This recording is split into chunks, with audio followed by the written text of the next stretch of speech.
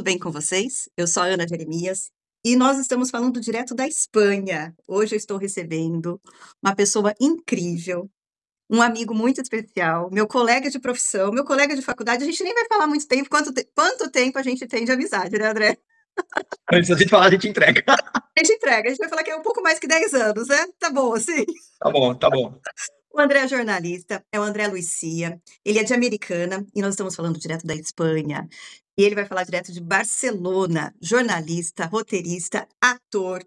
Tem muita história, muita vivência pelo Brasil, por vários países, né? Hoje ele está na Espanha, mas já passou pela Irlanda, pelos Estados Unidos, por Portugal, e ele vai contar um pouquinho da história dele. Seja bem-vindo, André. Estou muito feliz. Muito, muito obrigado, Ana. Estou muito feliz de estar inaugurando, né, esse projeto teu novo. De verdade, é um prazerzão, porque você foi uma colega de faculdade muito querida, e ainda por cima era da minha turma, porque da turma de jornalismo a gente era dividido em 4 turmas. E como ela começa com A, e eu sou A também, a gente era sempre das mesmas turmas das matérias específicas de jornalismo. Então, assim, eu estudei mais com você do que com os outros ainda da nossa turma. É verdade. Então, E a gente consegue ter essa amizade, esse carinho e essa e se cumplicidade, manteve, né? isso que eu acho mais bonito, né? A gente faz anos que a gente está formado, mas a nossa amizade se manteve, né? Manteve, manteve. Então, eu fiquei Vários muito feliz por momentos isso. juntos, né, André? Vivemos momentos muito felizes, momentos tristes a gente viveu juntos também, um Sim, apoiou o outro, né? sim, sim, é isso que é. Acho que é essa verdadeira amizade, né? A gente pode estar É. distante fisicamente, mas a gente está pessoalmente pelo coração, né? Com certeza. André, estou muito feliz, vou repetir várias vezes isso aqui, porque, assim, é uma coisa muito natural, né? A nossa felicidade, a nossa alegria de estarmos juntos nesse momento, né? E de um ajudar o outro, tá? Acho que assim, quando a gente começa um projeto novo, se a gente tem o apoio dos amigos, é o que conta, entendeu? Porque eu acho que faz grande diferença. A gente tem aquele amigo que torce pela gente, entendeu? É Né? verdade. Porque eu acho que só tem a ganhar, né? A gente não é, como é que fala, adversário. Nós somos Uhum. colegas de profissão, né? Sempre. A gente tem que se ajudar.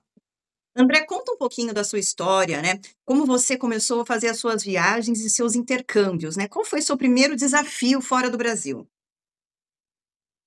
Olha, vai chão aí, viu?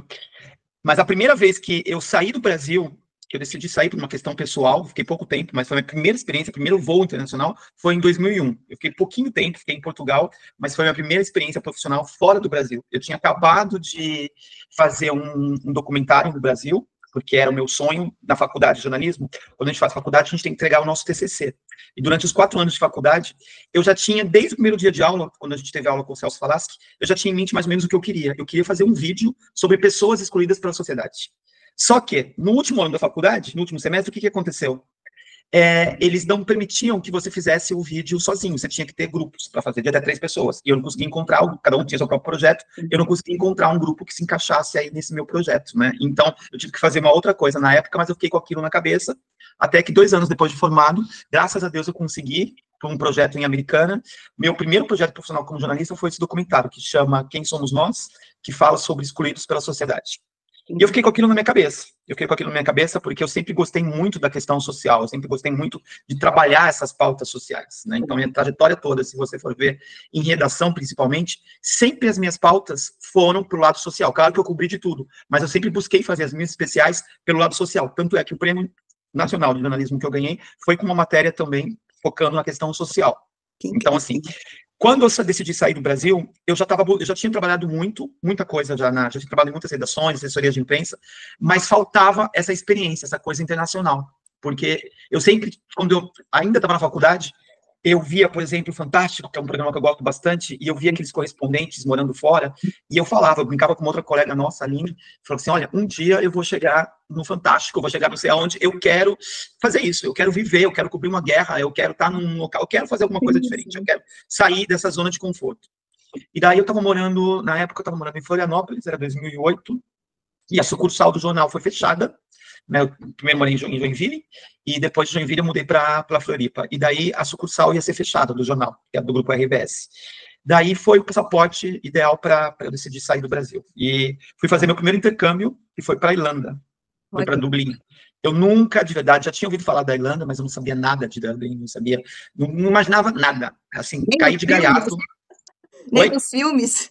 Não tinha assistido, não sabia nada. Porque a minha primeira opção, quando eu fui na agência de intercâmbio, a menina me deu a opção: olha, você tem que ir para Cape Town, na África, porque lá você vai ter pouco contato com o brasileiro, vai ser legal, não sei o quê. E cheguei até a tomar vacina da febre amarela para a gente ver, eu estava namorando na época para a gente viajar para a África. Daí, de última hora, ela me apareceu com essa opção. Ela falou: olha, tá vindo agora essa opção nova, você pode estudar 6 meses e trabalhar 6 meses. Eu acho que vai ser muito bom para você. Então, fui com a cara e com a coragem para Dublin e foi uma experiência de verdade fantástica. Falar que eu aprendi inglês? Mentira, não aprendi. Não aprendi porque o principal erro de um imigrante quando vai fora, que vai fazer um intercâmbio, estudar, e isso já vai como conselho para o pessoal que estiver assistindo, não é fugir, entendeu? Dos brasileiros, no caso, se você é brasileiro, entendeu? Mas tentar fazer a imersão na cultura local. Foi uma coisa que eu acabei não fazendo, acabei me juntando, porque na tua zona de conforto você se junta muito com amigos brasileiros, você forma aquela patota, entendeu? Então você vai trabalhar, você vai com brasileiros, então você acaba não praticando o inglês como deveria praticar, né? Isso Mas faz tirando toda a isso, diferença, né, André? faz toda a diferença. Mas tirando isso, da questão da aprendizagem do idioma, a experiência foi fantástica, de estar num outro país, numa cultura totalmente diferente, sabe? E altos e altos e altos perrengues que eu tive, que isso até virou depois matéria. Depois eu criei um blog, eu tenho um blog onde eu conto toda a minha trajetória de imigrante, desde o comecinho, passando por todas as situações. Bom, isso foi uma coisa, foi em Dublin. Daí, Dublin, o que estava acontecendo? Foi justamente na época da crise econômica que explodiu, Sim. Você deve se lembrar, 2008, que foi terrível, Sim. e a Europa foi um dos principais países afetados.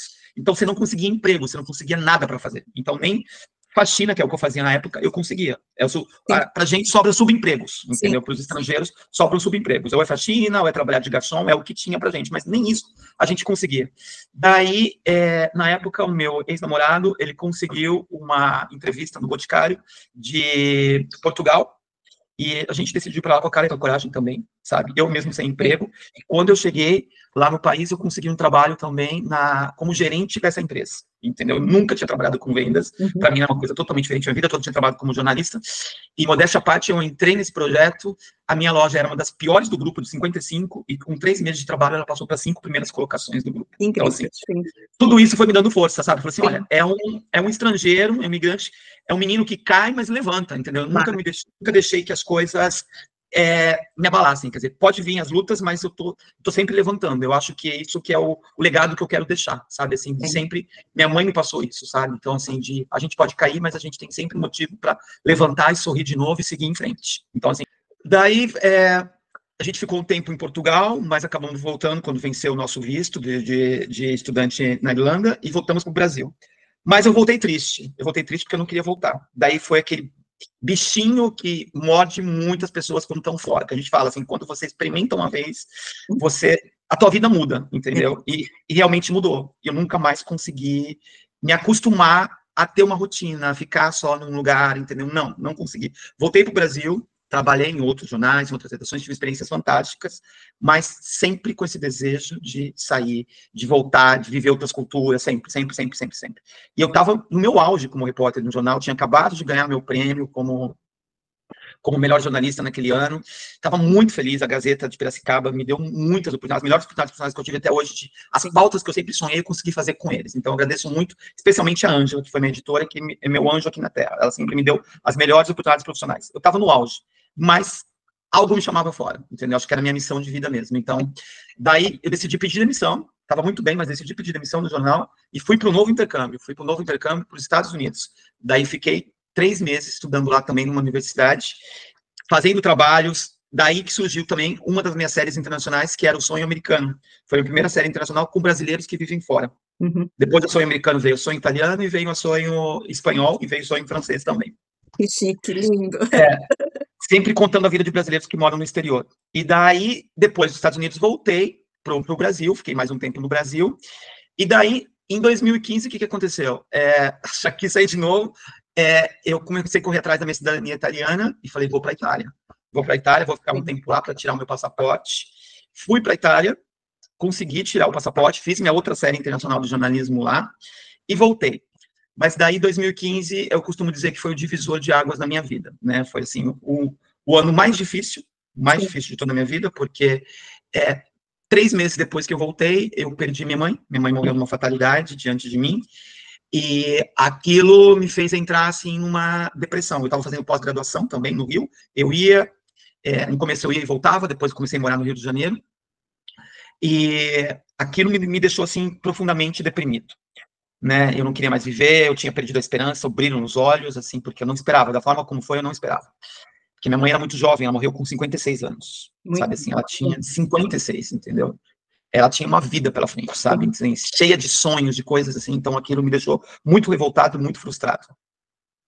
Mas, 2 dias depois que ela morreu, eu descobri por uma tia que ela tinha um sonho, que ela tinha deixado um desejo. Você dizer assim, olha, se acontecer alguma coisa, porque ela ia operar, né? Ela nem chegou a operar, ela morreu de embolia pulmonar. Ela não chegou nem a operar de um câncer que ela estava. Ela morreu de embolia pulmonar, falta de ar na nossa frente. Desesperador. Muito Oi? triste. É Não, desesperador, né, André? desesperador. Quem leu meu livro, acho que você leu meu livro, né? Sim, Você, sim. você, você pode imaginar o que aconteceu com a gente naqueles 20 minutos. A gente não sabia o que fazer e ver perdendo a pessoa que você ama na tua frente, você não pode Ó, eu fazer vou te nada contar, e me arrepio, assim, me dá um...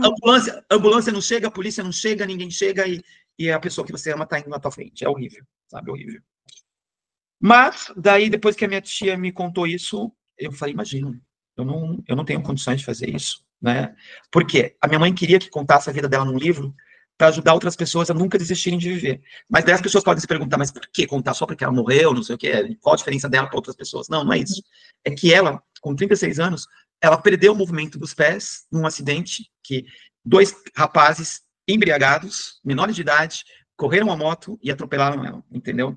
Irresponsabilidade, sabe? E ela perdeu o movimento dos pés e nunca mais pôde andar. Só andava com próteses e com aparelhos, mas assim, ela não sentia os pés, ela não conseguia ficar de pé como uma pessoa normal. Mas, nesses 20 anos pós-acidente, dos 36 até os 56, ela foi uma guerreira, daquelas assim, de pegar, mesmo com os aparelhos, com as próteses, pegar o carro escondida, pegar a toboágua e descer, sabe? Assim, as maiores E loucuras que você viver imaginar, mesmo, e né? viver. Ela vivia intensamente, ela tinha esse desejo de viver. Então, o legado que ela deixou foi esse, de contar a história dela num livro para que ajudasse outras pessoas a nunca desistirem de viver. E é o E, desejo de viver, né? exatamente, e daí, 2 meses depois da morte dela, eu estava sentado, uma depressão profunda, como eu te disse, mas Sim. tinha um porta-retrato na sala dela com meu pai. Foi como se o porta-retrato me chamasse e falasse assim, agora você vai e você começa hoje a minha história.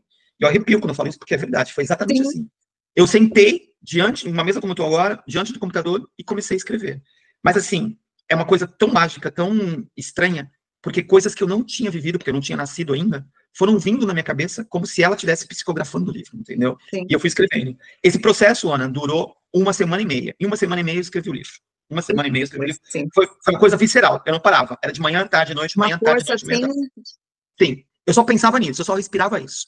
Daí, a batalha qual foi?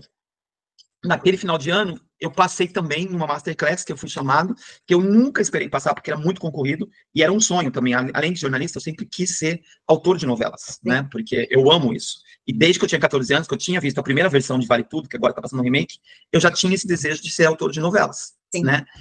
E na época eu fui selecionado pelo Aguinaldo Silva, pelo autor Aguinaldo Silva, que hoje Sim. voltou para a Globo, para fazer uma masterclass, e de lá ia sair uma sinopse de novela, entendeu? Então, meu grupo participou dessa masterclass, e a gente conseguiu criar a sinopse e o primeiro capítulo da novela O Sétimo Guardião, que passou na Globo. Então, eu sou um dos coautores dessa novela.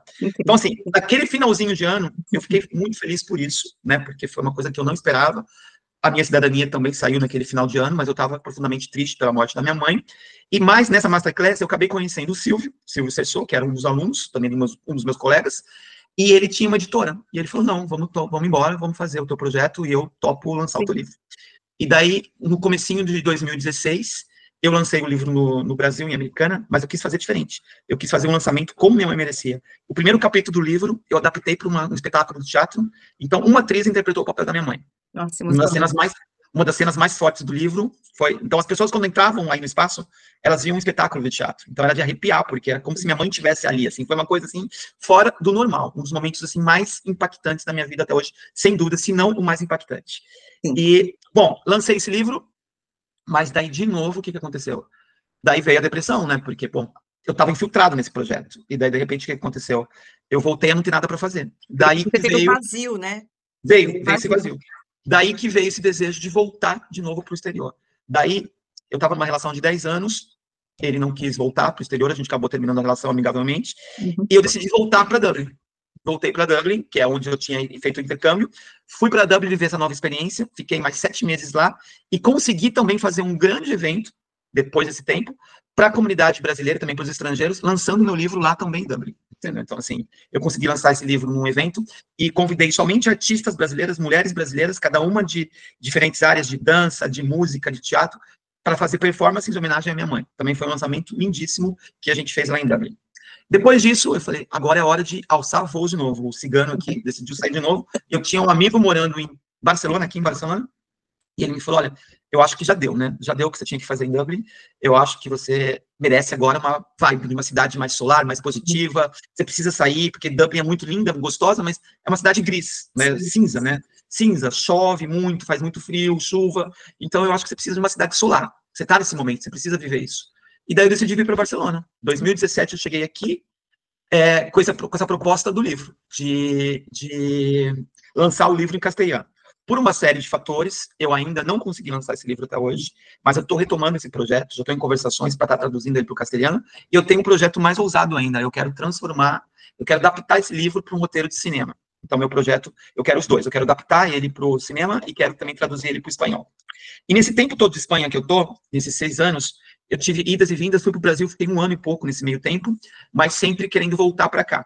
Fui numa época que meu pai precisava da minha ajuda também, estava com questão de saúde, fui para lá por causa disso para ajudá-lo também, acabei ficando mais tempo no Brasil do que eu esperava, mas voltei. E nesse tempo todo aqui na Espanha, eu nunca desisti de fazer aquilo que eu amo, que é trabalhar como jornalista, trabalhar como repórter, como correspondente internacional. Então, assim, fui cada vez buscando caminhos, porque é muito difícil para um estrangeiro, estando em outro país, entrar principalmente na mídia local, sabe? Porque eles vão dar, claro... né? Eles são muito É a fechados. mesma coisa no Brasil, por exemplo, a gente que tem, por exemplo, a gente na redação, você acha que eles vão dar trabalho para um repórter, para a gente que se formou no Brasil, ou vão dar trabalho para um repórter espanhol que chegou? É muito mais difícil, muito mais complicado, entendeu? Então, assim, eu tentei esses anos todos entrar na mídia aqui, mas muito complicado. Mas isso não me impediu de fazer as coberturas, de buscar fazer as coisas, mesmo como freelancer. Então, assim, quem disse que eu não cobri um atentado? Quando a gente teve o atentado terrorista aqui em Barcelona, eu fui um dos primeiros jornalistas a estar lá. O Aguinaldo, na época, me chamou, falou, André, você está em Barcelona, aproveita para fazer essa cobertura. Então, fui um dos primeiros, porque eu morava perto, fui um dos primeiros a chegar no local do acidente e conseguir produzir material aí dos atentados terroristas, que a gente teve atentado nas Ramblas, né, que passou furgoneta atropelando as pessoas e matou várias pessoas. Foi uma coisa horrível, né? Horrível, horrível. Não sei se você lembra, foi muito triste. Foi. 2017, eu tinha acabado de chegar aqui em Barcelona. Então, consegui fazer esse atentado. No ano passado, a minha melhor satisfação profissional, assim, acho que foi minha grande conquista profissional até hoje, assim, porque era um sonho desde pequeno, entendeu? Desde pequeno, não. Desde quando eu comecei a gostar de jornalismo, mas depois quando eu fui para a faculdade, depois se intensificou, que era estar numa Olimpíada como correspondente. E foi incrível. E eu fui para Paris. E cobri as Olimpíadas, assim, tive ao lado de grandes ídolos que eu admiro muito, como Fátima Bernardes, Galvão Bueno, estavam lado a lado comigo, entendeu? Eu aprendendo com eles, entendeu? E fazendo reportagens, e, assim, foi fantástico, foi um sonho lindo. Seu trabalho foi incrível, eu acompanhei, foi bem bacana. Obrigado, Ana. E assim, na cara e coragem também, sabe? Sem o credenciamento oficial, porque é muito difícil conseguir, não consegui credenciamento oficial, com a cara e com a coragem como correspondente freelancer, e foi o que eu fiz, e consegui fazer, e quem disse que eu não fiz? Eu fiz, claro. Entendeu? Consegui entrar, eu mergulho até hoje, consegui entrar na área privada da França, que era o país sede, aonde eles comemoravam depois dos jogos. Lá só entrava eles, entendeu? Mas olha, eu quero muito entrar, eu sou de fora, era um sonho estar aqui, não sei o quê. Ela falou, olha, eu não poderia deixar você entrar, mas vai, entra. E eu entrei, entendeu? E esse meu vídeo tá no Instagram, depois quem quiser ver, era área privada, somente os franceses que entravam, mas eu consegui entrar lá, bebi champanhe deles, comi, foi muito legal, e interagi com eles, foi muito massa. E você não para, né, André? Não para. Essa cabecinha não para, tem projetos. Eu estou sempre inventando alguma coisa. E agora você inventou algo muito interessante, né? Aliás, você vai nos próximos dias para um lugar muito incrível, né? E eu vou querer conversar depois quando você voltar. Dinamarca está chegando, né? Eu não esperava isso também, porque o que aconteceu? Desde o ano passado, eu tinha focado toda a minha vida esse ano para ir cobrir o Mundial de Vôlei na Tailândia. Sim. Que está acontecendo na Tailândia. Vai acabar agora, final de semana. E era meu sonho, porque eu sou apaixonado por vôlei feminino. E eu já tinha comprado passagem desde o ano passado. Mas há 2 meses, eles me deram a resposta que eles não tinham aprovado o credenciamento. E eu falei, o que eu vou fazer na Tailândia? Se meu objetivo principal era o credenciamento, né? Acabei desistindo da viagem, foi uma pena, porque eu queria muito estar lá.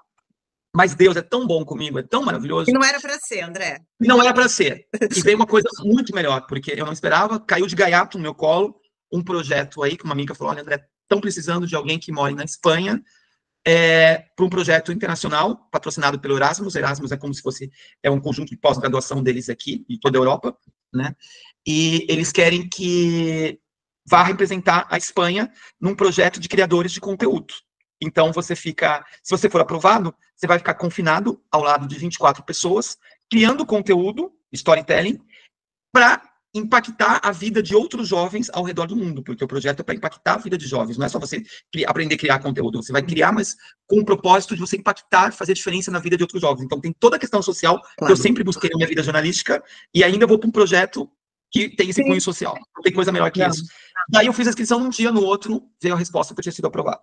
Eu nem acreditei, assim, eu chorei, sabe, de alegria, porque vou para Dinamarca, que é um país que eu sempre quis conhecer, vou ficar numa fazenda, e eu sempre gostei dessa coisa de reality, eu sempre quis participar de Big Brother, por exemplo, e vou ficar como se fosse um Big Brother, porque eu não conheço as pessoas, são 25 pessoas, no formato de fazenda, como a gente tem também o reality da fazenda, fazendo atividades também na fazenda, só que com o diferencial de que nós vamos ser o nosso conteúdo, a gente que vai produzir conteúdo, a gente não tem câmera gravando, nós que vamos ter que gravar o nosso conteúdo, dia após dia. Então, nesses dias que antecedem a viagem, semana que vem eu já estou lá.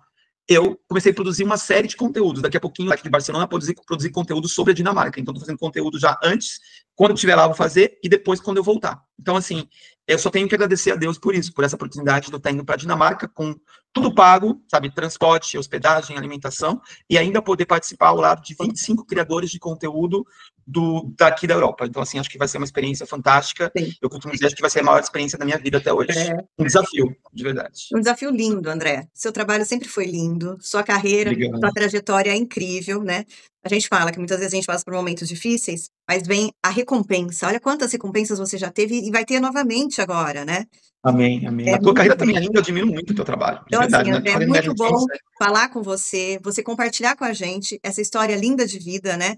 De vários momentos por onde você passou. Eu só tenho que te agradecer, meu amigo. Eu que agradeço. E um conselho que eu quero dar para os jovens, né, jornalistas, para quem está seguindo a nossa profissão, porque muita gente, às vezes, tem essa coisa, jornalismo acabou, não sei o quê. Não. Nunca. Eu nunca vou aceitar isso. Nunca vou aceitar isso. Eu acho que existe lugar para todo mundo. Se você tem essa paixão, essa coisa nas veias que a gente tem, sim, você nunca vai deixar de ser jornalista. Então, aquele que está estudando, que está na faculdade, que está começando agora, e fala assim, tá muito difícil, mudou tudo. Gente, não desista, entendeu? Eu tive que passar do impresso, que eu sempre fui apaixonado, para o digital. É um desafio para mim? É um desafio. Eu estou aprendendo a editar, fazer muita coisa nova na questão da edição para mim, entendeu? Só que o mundo evolui e a gente evolui e a gente não deixa de produzir. Sempre vai ter notícia. A cada minuto, a cada segundo existe uma notícia no mundo. Então, assim, se você tem essa paixão pelo jornalismo, siga adiante, vai atrás dos teus sonhos. Eu nunca desisti de ser jornalista, mesmo com todos os perrengues, com todas as dificuldades que eu tive. Cada país que eu passei, mesmo trabalhando com subemprego, não tendo dinheiro no final do mês, sabe aquele perrengue, eu sempre fiz algum projeto ligado ao jornalismo, porque isso está no meu sangue, está na minha alma. Nunca vai deixar de ser assim. Eu vou ser assim o resto da vida. A comunicação é importante para tudo, falo sempre isso, né? Sem comunicação, nenhuma empresa, nenhuma pessoa, nada anda. Então, assim, a comunicação, o jornalismo é essencial, sempre. Essencial. Para a construção de uma sociedade melhor é essencial. Nós somos o elo de comunicação com o mundo. Então, todo mundo precisa de comunicação. Né? Eu fico aqui assistindo todos os dias os noticiários, porque eu estou aqui na Espanha, então eu preciso saber o que acontece aqui. Então, assim, é primordial, porque você, muitas vezes, se a pessoa está no país, é importante que ela assista o que acontece. Eu tô achando que logo você vai mudar para a Espanha também. Será? Eu tô com essa esperança. Eu acho que você tá... Eu gosto demais daqui, né? Tá metade espanhola já. Já tô, né? já tá metade espanhola. E ainda tá numa cidade maravilhosa que é Málaga, né? Sim, que é uma cidade linda. É linda, né? Fantástica. E assim, essa questão que você disse, né? De você viver, né? Com os espanhóis ou com as pessoas do país, isso faz toda a diferença, né? Cada vez que eu faço uma viagem, principalmente aqui para a Espanha, eu tenho vivido muito com os espanhóis mesmo, né? Espanhóis. Eu até brinco assim, meu pai me mandou para o intercâmbio, gente. Que eu acabo aprendendo, cada vez eu aprendo mais. E assim, é tudo muito bonito, né? De se aprender, de se viver, é diferente, né, André?